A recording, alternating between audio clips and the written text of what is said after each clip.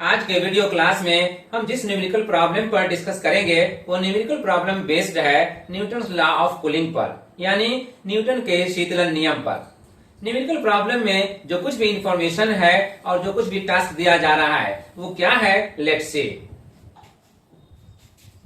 A body at 80 degrees centigrade cools down to 64 degrees centigrade in 5 minutes and it cools down to 52 degrees centigrade in 10 minutes. What will be its temperature in 15 minutes? Also find the temperature of the atmosphere. यानी 80 degree centigrade पर एक पिंड 5 minute में 64 degree centigrade तक ठंडा हो जाता है और 10 मिनट में 52 डिग्री सेंटीग्रेड तक ठंडा हो जाता है। 15 मिनट के बाद इसका तापमान क्या होगा, फिर इसके परिवेश यानी वातावरण का तापमान भी ज्ञात करें। इस क्वेश्चन में जो इंफॉर्मेशन है और जो टास्क है वो हम एक बार दोहरा लें। कोई हॉट बॉडी है जो 80 डिग्री सेंटीग्रेड 80 डिग्री सेंटीग्रेड पर है और उसे छोड़ दिया जाता है ठंडा होने के लिए एटमॉस्फेयर में।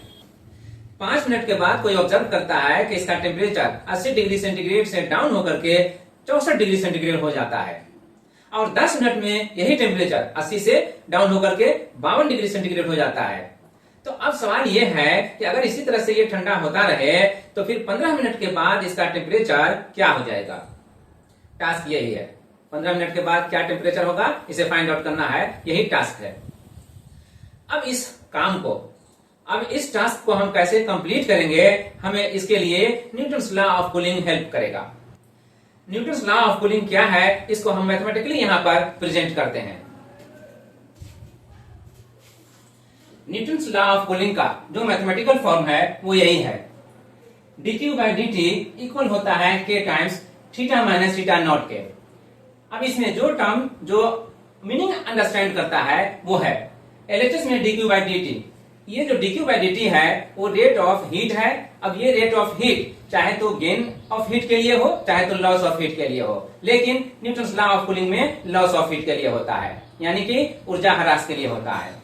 RHS में जो k है वो एक कांस्टेंट है और थीटा जो बड़ी हॉट है उसका टेम्परेचर है, पिंड का तापमान, और थीटा नॉट बॉडी को जिस सराउंडिंग में रखा गया है, जिस एटमॉस्फेयर में रखा गया है उस एटमॉस्फेयर का उस सराउंडिंग का टेम्परेचर है, यानी कि जिस परिवेश में पिंड को रखा गया है उस परिवेश या वातावरण का तापमान है।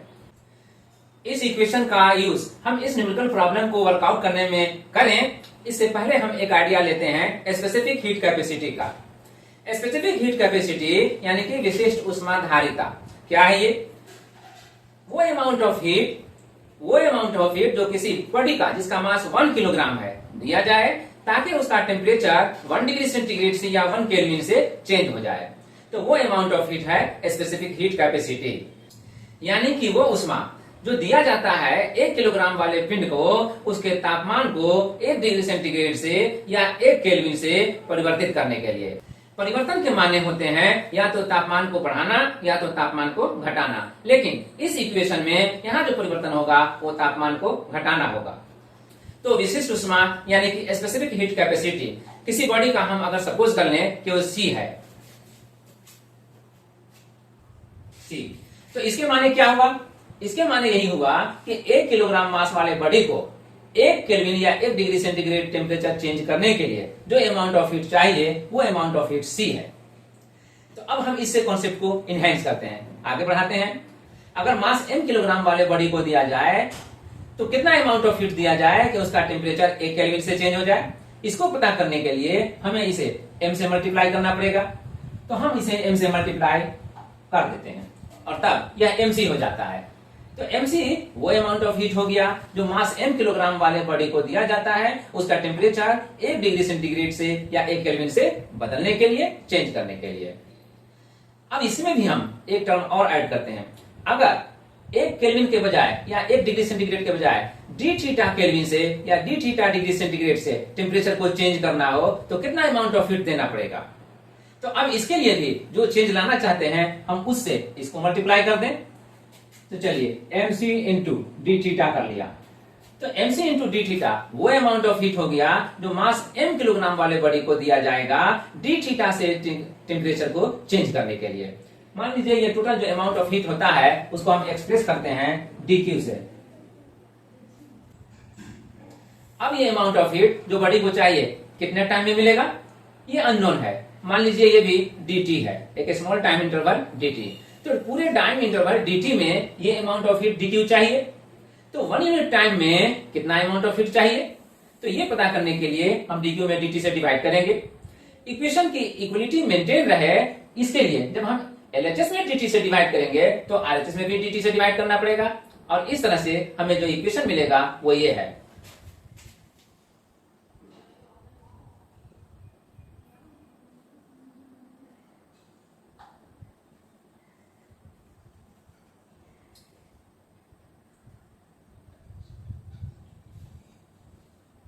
dq by dt equal to mc times d theta by dt। अब LHS में dq by dt पर unit time amount of heat को एक्सप्रेस कर रहा है। तो ये किस सेंस में है, बॉडी को सप्लाई किया जा रहा है पर यूनिट टाइम हीट उसके सेंस में है, या बॉडी रिलीज कर रहा है अमाउंट ऑफ हीट पर यूनिट टाइम उसके सेंस में है।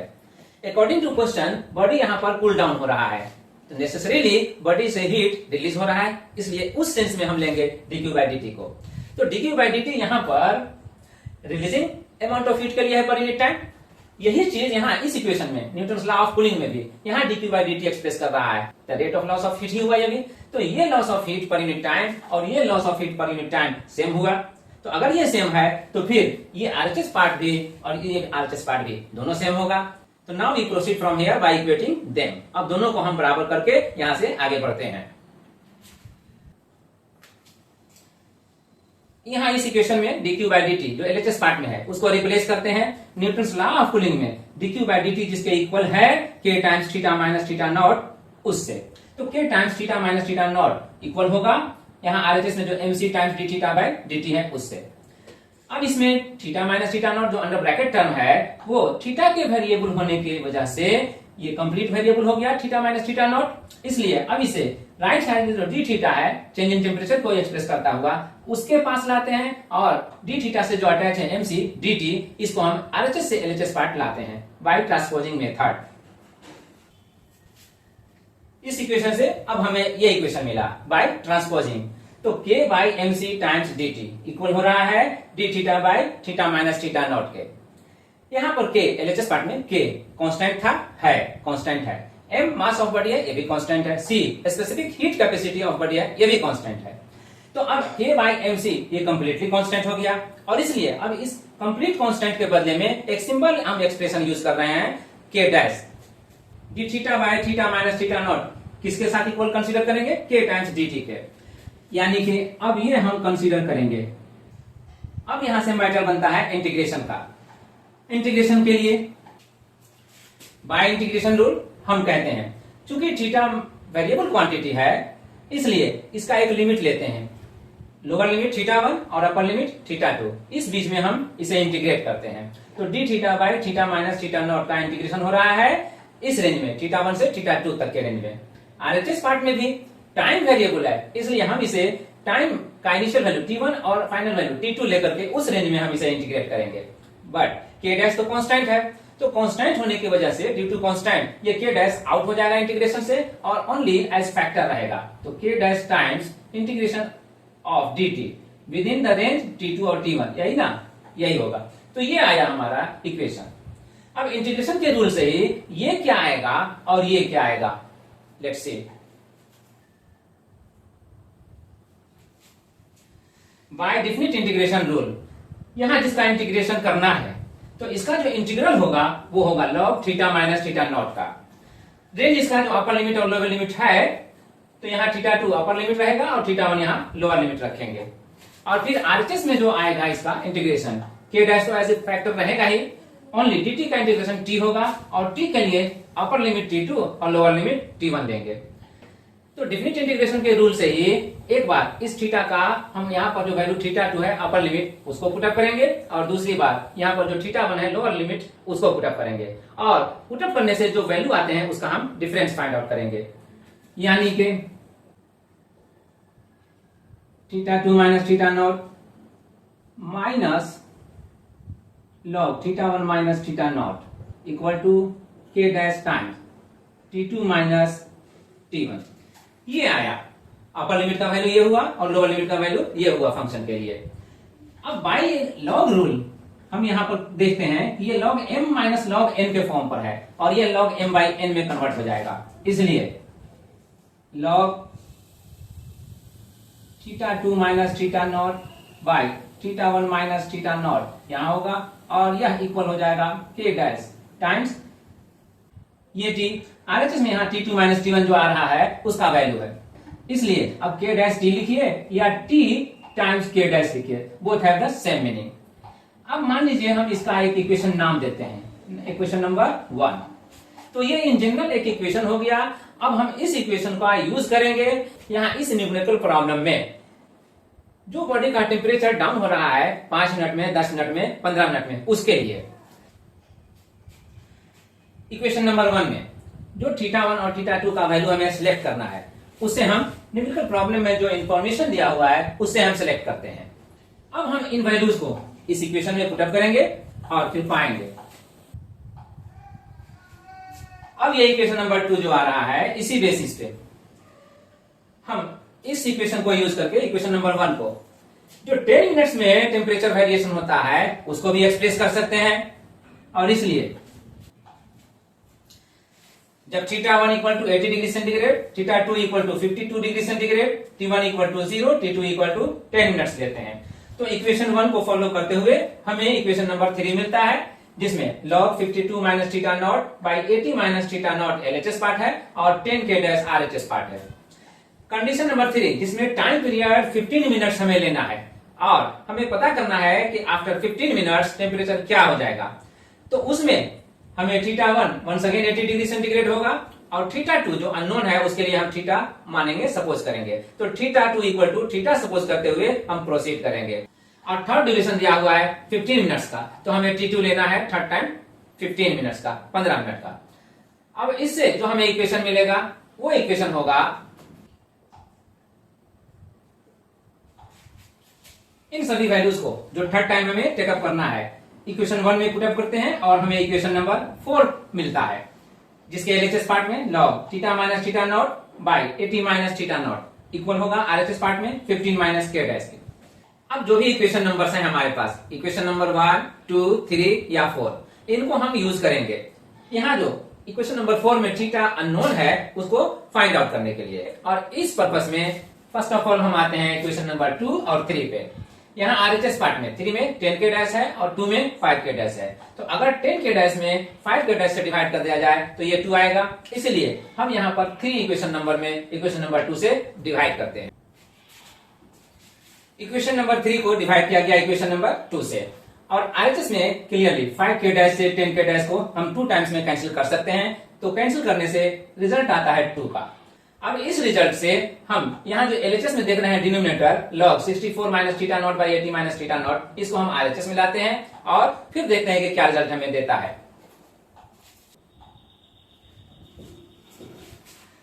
log 64 minus theta naught by 80 minus theta not को LHS से RHS लाते हैं तो 2 times log 64 minus theta naught by 80 minus theta not होता है। बाई log रूल ये 2 जो है अब इस नंबर पे पावर में कन्वर्ट हो जाएगा। Therefore, ये 2 इस पे अब पावर आ गया और तब अब ये पार्ट अब इस पार्ट के इक्वल कंसीडर किया जाएगा। दोनों साइड जो हम लॉग देख रहे हैं यहाँ LHS में भी और RHS में भी, दोनों साइड से लॉग को रिमूव करते हैं। Therefore, LHS में हम पाते हैं 52 minus theta naught by 80 minus theta naught और RHS में हम पाते हैं 64 minus theta naught by 80 minus theta naught to the whole square. जो ये RHS में हम होल स्क्वायर देख रहे हैं, अब इसको हम डिस्ट्रीब्यूट करते हैं न्यूमरेटर और डिनोमिनेटर दोनों को। 64 माइनस थीटा नॉट का स्क्वायर हो गया ये और बाई 80 माइनस थीटा नॉट इसका स्क्वायर हो जाएगा डिनोमिनेटर। अब इस इक्वेशन में LHS और RHS दोनों side he denominator 80 minus theta not का अवेलेबल है यहाँ भी और यहाँ भी। तो इसलिए यहाँ जो 80 माइनस थीटा नॉट है स्क्वायर के साथ है और यहाँ विदाउट स्क्वायर है। तो इसलिए एटलीस्ट इसका जो स्क्वायर है वो इस एक फैक्टर से तो कैंसिल हो ही जाएगा। तो हम कैंसिल करते हैं।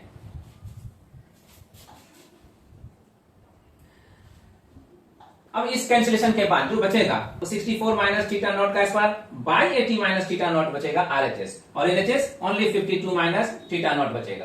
तो क्रॉस मल्टीप्लाई कराएंगे 80 माइनस थीटा नॉट को आरएचएस से एलएचएस ला करके, तब हमें ये रिलेशन मिलता है 52 minus theta not into 80 minus theta not हो जाएगा एलएचएस पार्ट। जब हम यहां से 80 माइनस थीटा नॉट को आरएचएस से एलएचएस पार्ट में लाएंगे और क्रॉस मल्टीप्लाई करेंगे तब, तो अब इसके बाद आरएचएस पार्ट में जो बच रहा है वो यहां जो बचेगा 64 माइनस थीटा नॉट का स्क्वायर वही रह जाएगा ओनली। अब इसमें फर्दर हम सिंप्लीफाई करने के लिए मल्टीप्लाई करते हैं। सिंप्लीफाई करने पे जो एलएचएस पार्ट आता है 52 इंटू 80 करते हैं तो 4160 आएगा, और 52 को थीटा नॉट से यहां मल्टीप्लाई करेंगे और थीटा नॉट को फिर 80 से मल्टीप्लाई करेंगे, और चूंकि दोनों ही प्रोडक्ट निगेटिव आएगा इसलिए दोनों को हम ऐड करते हैं। ऐड करने पे 132 थीटा नॉट आएगा, तो माइनस 132 थीटा नॉट ये हो गया, और फिर थीटा नॉट को यहां थीटा नॉट से मल्टीप्लाई करते हैं, स्क्वायर आएगा। और यही काम आरएचएस में भी करते हैं, यानी सिंप्लीफिकेशन। तो सिंप्लीफिकेशन के बाद जो हमें आरएचएस पार्ट में मिल रहा है वो 40 96 minus 128 theta naught plus theta naught का स्क्वायर मिल रहा है। क्लियरली हम दोनों साइड में एलएचएस साइड और आरएचएस साइड दोनों साइड देख रहे हैं कि थीटा नॉट का स्क्वायर अवेलेबल है, इसलिए हम इसे कैंसिल करते हैं। आफ्टर कैंसिलेशन ये 132 थीटा नॉट जो है ये निगेटिव है यहाँ पर, और यहाँ 128 थीटा नॉट यहाँ पर भी निगेटिव है, तो एक एलएचएस में है एक आरएचएस में है। तो अब एलएचएस साइड को आरएचएस साइड लाते हैं, और यहां से विदाउट थीटा नॉट का ये जो टर्म है उसको हम आरएचएस से एलएचएस लाते हैं। 4160 माइनस 4160 में 4096 को माइनस करने पे हम पाते हैं 64। आरएचएस में 4 थीटा नॉट, तो क्लियरली 4 से 64 16 टाइम्स में कैंसिल हो रहा है और इसलिए कैंसिल कर दिया। After cancellation we find theta naught equal to 16। तो ठीक है, थीटा नॉट इक्वल टू जो 16 आ रहा है उसे हम एक्सप्रेस करेंगे 16 degree centigrade. Answer temperature of atmosphere equal to 16 degree centigrade. ये आंसर पाते ही अब हम चलते हैं उस पार्ट का आंसर करने के लिए जो एक्चुअली फाइंड आउट करना था आफ्टर 15 मिनट्स, 15 मिनट के बाद बॉडी का टेम्परेचर कितना होगा उसके लिए। अब उसे पता करने के लिए अब इस वैल्यू को हम उस इक्वेशन में रखेंगे जिस इक्वेशन में थीटा हमने इंट्रोड्यूस किया था, और वो इक्वेशन था इक्वेशन नंबर 4। इसलिए अब इक्वेशन नंबर 4 में इस थीटा नॉट जो 16 डिग्री आया है उसे पुटअप करने पर हम पाते हैं log theta minus 16 by 80 minus 16 equal to 15 k dash के। अब मान लीजिए ये इक्वेशन आता है 5। अब 5 में हम इक्वेशन नंबर 2 से या इक्वेशन नंबर 3 से हम डिवाइड करते हैं।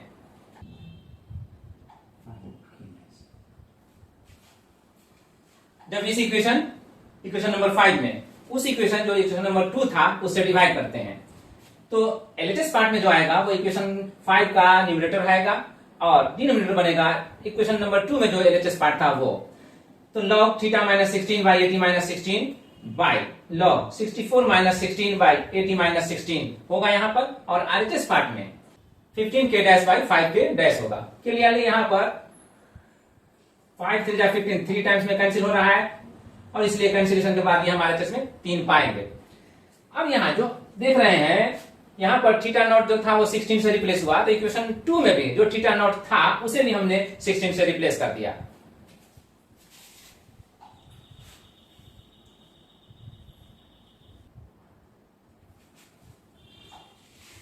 अब जो एलएचएस पार्ट है log theta minus 16 by 80 minus 16, 80 minus 16 simplify होकर के 64 हो गया, और डिनोमिनेटर जो था यहाँ पर log 64 माइनस 16 बाई 80 माइनस 16 ये आफ्टर सिंप्लीफिकेशन 48 बाई 64 आ जाएगा। साथ ही यहाँ पर जो एलएचएस पार्ट में डिनोमिनेटर था इसे हम आरएचएस पार्ट में लाते हैं और 3 से मल्टीप्लाई करते हैं। अब आरएचएस पार्ट में जो ये 3 है log 48 बाई 64 का फैक्टर, तो बाई लॉग रूल अब ये 3 इस नंबर के लिए पावर का काम करेगा और पावर में कन्वर्ट हो जाएगा। देयरफॉर हम पाते हैं log 48 बाई 64 का पावर 3। अब दोनों साइड में हम देख रहे हैं log, यहां भी log है और यहां भी log है, एलएचएस और आरएचएस दोनों में। तो पहले की तरह यहां भी log को रिमूव करते हैं और तब पाते हैं theta minus 16 by 64 equal to 48 by 64 का पावर 3। इस रिजल्ट से हमें क्या मिलता है 48 इंटू 48 इंटू 48 और बाई 64 इंटू 64 इंटू 64। क्लियरली एक 64 जो डिनोमिनेटर है आरएचएस में, एलएचएस में इस 64 को जो डिनोमिनेटर है कैंसिल कर देगा। तो आफ्टर कैंसिलेशन अब हमें क्या मिलता है, अब इसको कैंसिल करने के बाद RHS में हम फिर फर्दर कैंसिल कर सकते हैं। यहाँ 48 और 64 को 16 टाइम्स से अगर कैंसिल करते हैं तो 16 3 जा 48 और 16 4 जा 64 ये होता है। और फिर इसी तरह से यहाँ 48/64 देख रहे हैं तो यहाँ भी सिंप्लीफाई करेंगे, 16 3 जा और 16 4 जा इसको। अब क्लियरली ये जो 4 है और ये 4 है डिनोमिनेटर में, दोनों को हम मल्टीप्लाई करेंगे और मल्टीप्लाई करने के बाद पाएंगे 4 4 जा 16, उस 16 से इस 48 को डिवाइड करेंगे तो क्लियरली ये 16 48 को 3 टाइम्स में कैंसिल कर देगा। और इसलिए अब हमारे पास डिनोमिनेटर में कुछ नहीं बचा, न्यूमरेटर में बचा 3 3 और 3 और ये तीनों 3 मल्टीप्लाई होगा तो 3 इंटू 3 इंटू 3 27।